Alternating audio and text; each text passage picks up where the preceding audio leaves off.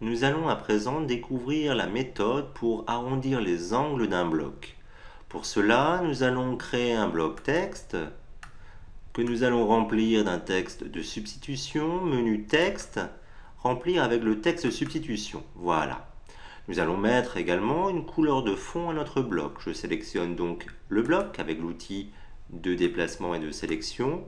Et je vais double-cliquer ici sur le sélecteur de couleurs pour choisir une couleur de fond de bloc. Voilà, une couleur un peu claire. Voilà. Donc notre objectif serait d'arrondir les angles de ce bloc. Pour ce faire, nous allons passer par le menu Objet. Et dans le menu Objet, nous avons ici la commande Option d'arrondi. Je clique sur cette commande. J'ai ici la possibilité de définir un rayon pour les 4 angles de mon objet.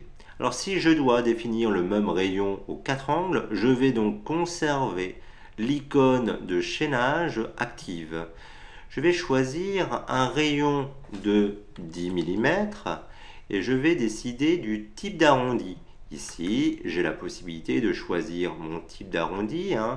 Je vais choisir l'arrondi classique. Voilà. Alors ce qui est intéressant, comme dans beaucoup de boîtes de dialogue, nous avons ici une option aperçue qui vous permettra de contrôler l'effet avant validation. Je coche aperçu, voilà notre effet. Je valide. J'ai donc un bloc avec mes différents angles arrondis. Par contre, nous constatons que le fait d'arrondir les angles d'un bloc texte va forcément agir sur le comportement du texte dans les angles. Je veux éviter en fin de compte cet effet. Pour cela, il me faudra appliquer dans mon bloc une marge intérieure. Pour appliquer une marge intérieure à un bloc texte, nous allons dans Objet, Options de bloc texte. Nous avons ici, dans cette boîte, marge à l'intérieur du bloc.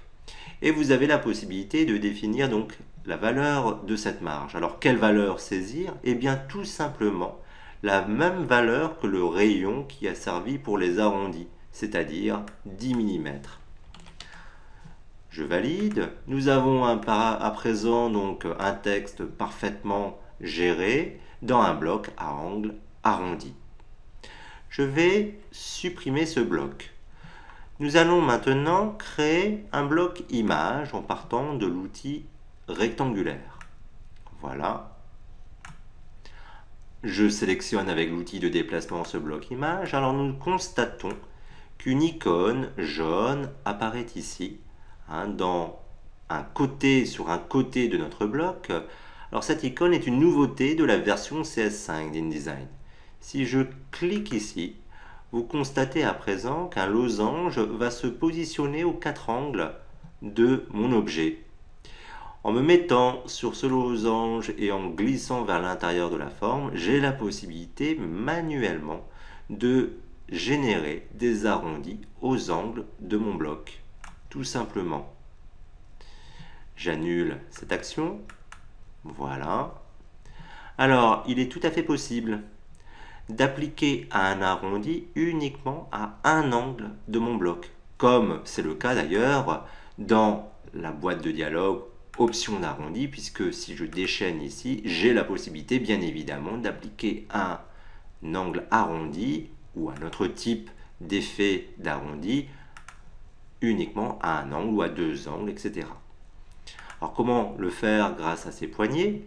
Eh bien, il suffit d'appuyer sur la touche Shift de votre clavier et de tirer vers l'intérieur de votre bloc pour appliquer un arrondi uniquement à un angle, comme cela. Donc ces effets d'arrondi peuvent être intéressants au niveau création. Ça vous donne des possibilités de création de formes beaucoup plus étendues pour vos blocs images ou pour vos blocs texte.